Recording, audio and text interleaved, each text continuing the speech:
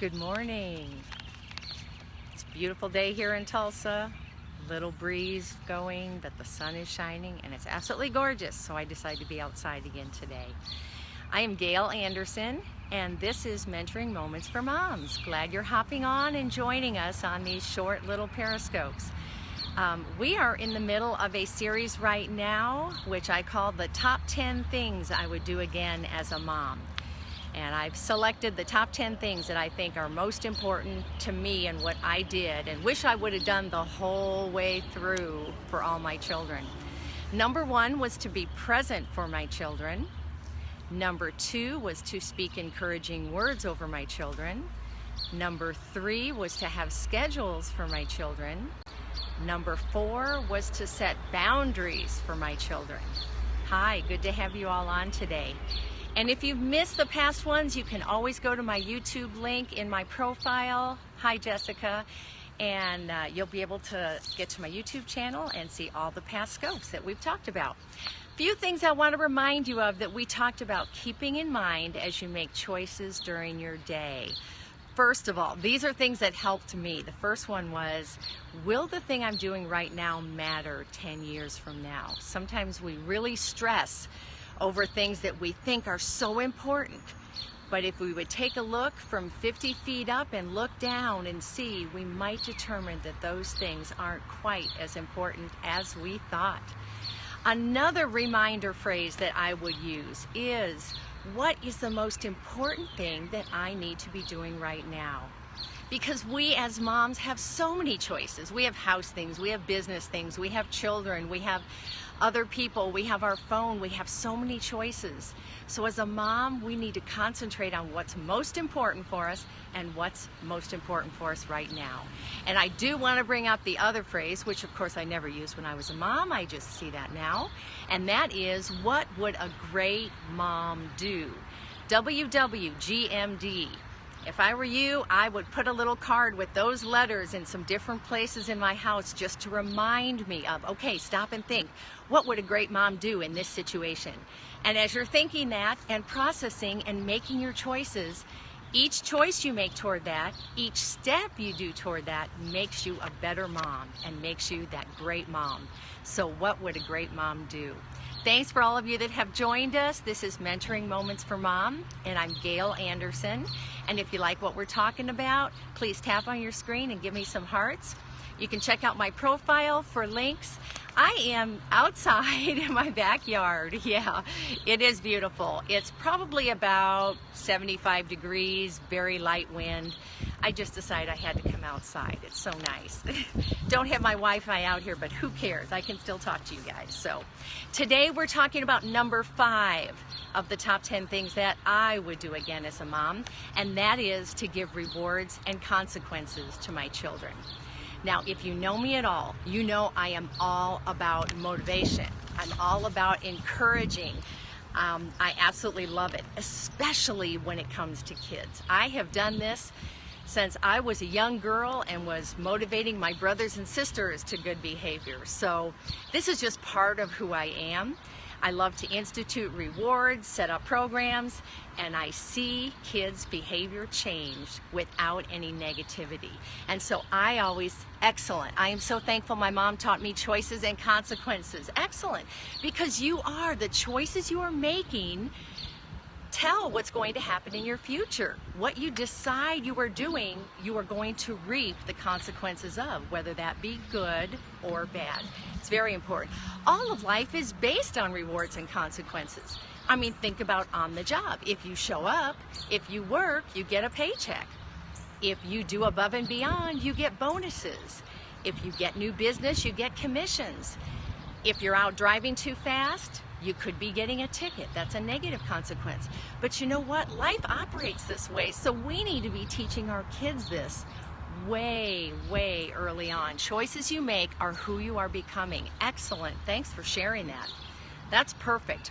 Okay, so the rewards and consequences that we're using with our kids right now are going to help train them to be responsible adults and make the right choices later. So again, I just love to be positive and focus on the good behavior.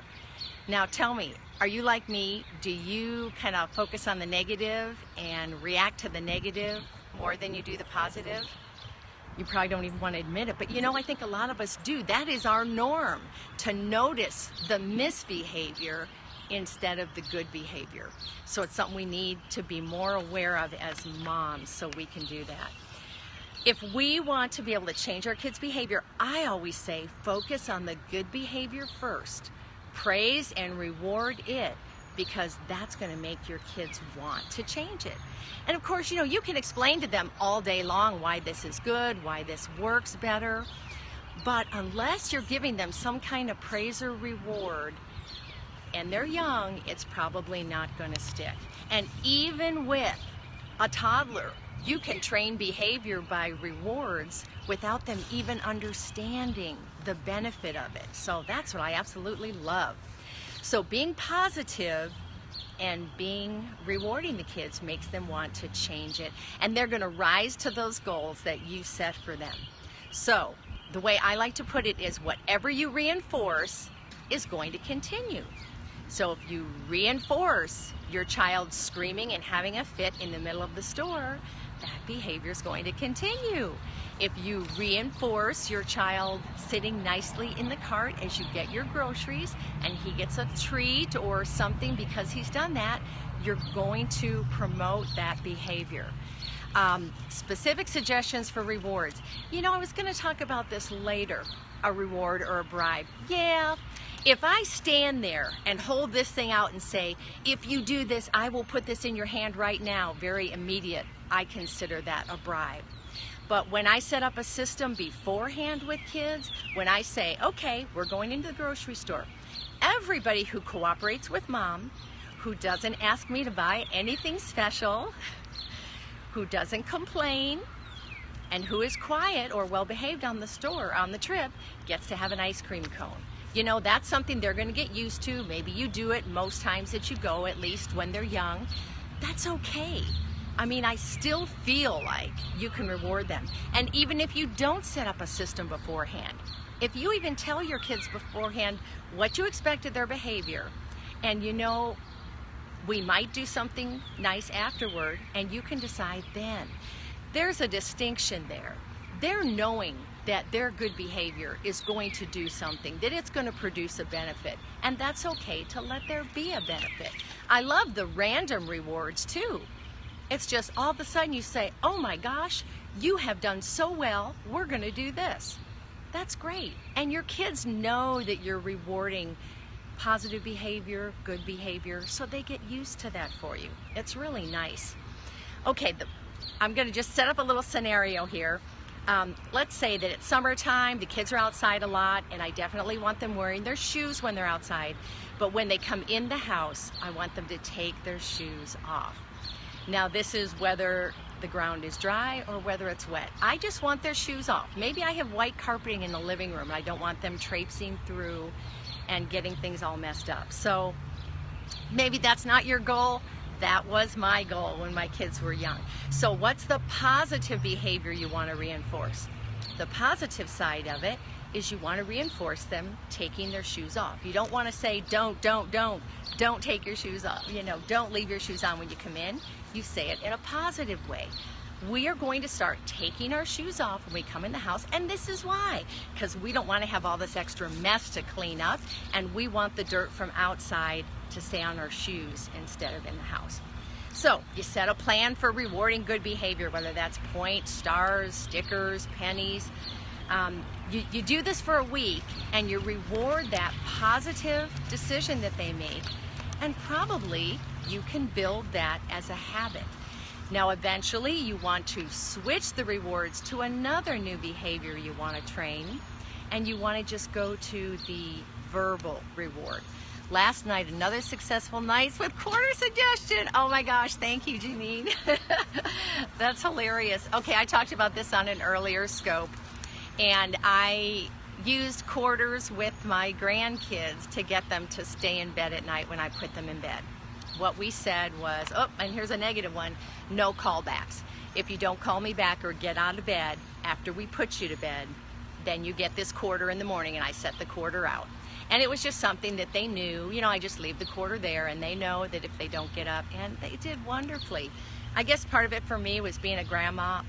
I wasn't used to back and forth to the bedroom with the kids, and so if I was keeping them overnight, I wanted them to stay in bed. So if you want to go to my earlier scope on that, it's on getting your kids to stay in bed at night, and there I'll give you a lot more suggestions on what I did beforehand to make sure that that would happen, because you have to be sure you're doing all the things beforehand, taking care of those things before bed. Okay, so if you are not able to get this behavior where you get your kids to take their shoes off when they come in the house, then you could switch to consequences. Now, I did this especially with my 10-year-olds and on. Then it's like, okay, this is important. We do need to do this. So we're going to start this consequence. If you come in and don't take your shoes off, then you have to vacuum that entryway. Or if they made some kind of a wet mess with footprints, then they had to mop. I tell you what, that extinguished the behavior very quickly. Now, I hate to use the negative. I like to go positive first, but it's a balance between rewards and consequences. Thanks for those hearts. I hope that you'll try some of this stuff with your kids and let me know how it's working. So those consequences will discourage them from doing that behavior that you're trying to get rid of. Now, the key, of course, is follow through. Mom, you've got to be ready to watch. You've got to be ready to notice. You've got to be ready to focus during that time you're trying to train the behavior, and make sure you're giving the appropriate rewards or consequences. Like I say, I don't like doing it from the negative, but I tell you what, it works. It really does. Another thing, somebody asked just a little bit ago, what kind of rewards to use. It is as individual as each of your children are, and sometimes the behaviors you want to encourage or extinguish are different in your different kids. So I like doing points, because points can actually be turned in for anything. They can be turned in for a trip to the ice cream store. They can be turned in for time on their Game Boy. They can be turned in for a trip to the Dollar Tree where you get to spend $3. Ooh, this is a big deal with kids. So it's got to be whatever motivates them. You know, what motivates one child may not motivate the other. And it's the same thing with consequences. And I will tell you, probably some of the worst consequences I had to do were with one of my teenagers who liked to pick on the other kids at home. And so I actually got to the point where I gave him a 30-minute housework consequence. I felt like I needed to get some benefit from the angst that he was causing in the household. So he would do 30 minutes of housework. The second infraction in the same day was an hour of housework, and the third infraction was an hour and a half. Did my house stay clean? I didn't have to focus much time on that at all, because I always had my jobs ready. And it's not that it happened all the time, but the time that child had to do housework for an hour and a half really helped extinguish the behavior. And I'm sorry to say, he does do housework fantastic. He's a very persnickety housekeeper, but you do run the risk then of causing him to think very negatively about cleaning the house. But it took me a long time to get to that point where I got to a consequence that would work. So it is important to find out for each child what motivates them and what discourages them. Okay, the only other thing I want to say before we end is that you have to make sure that your consequences and rewards are age appropriate and fair and reasonable. I mean, if you're going to give a 2-year-old $5 every day for making his bed, that's ridiculous. And to him, 2 pennies is as much as a $5 bill. That's really not appropriate. Okay, you have a 5-year-old and he leaves his bike out, and you decide, okay, I'm going to take away his bike for a month. That's way too much for a 5-year-old. You know, take it away for a day or 2, but not that long, especially a 5-year-old. You're trying to just train them in the first place to get to the point where they can put their bike away. That's a lot to expect, Mom. So make sure what you're expecting is reasonable, that it's not way out there. And this is where husbands are wonderful. They actually can help you bounce off ideas, or your other friends if you're talking to say, okay, how are you dealing with this? What rewards are you using that are working with your kids? I mean, we as moms need to stick together so that we can help each other. I've gotten the greatest ideas from other people, and I love it that you all are writing in and telling me some of those great ideas that I can share with everybody else too. So thank you all, moms, for listening. I hope you'll get something good out of this. Put some time into it today. Just think about what behavior you want to encourage in a positive way in your children. And today, it's summer. Go out and have some fun. Do something really special with your kids. Thanks again for being here. We'll see you soon.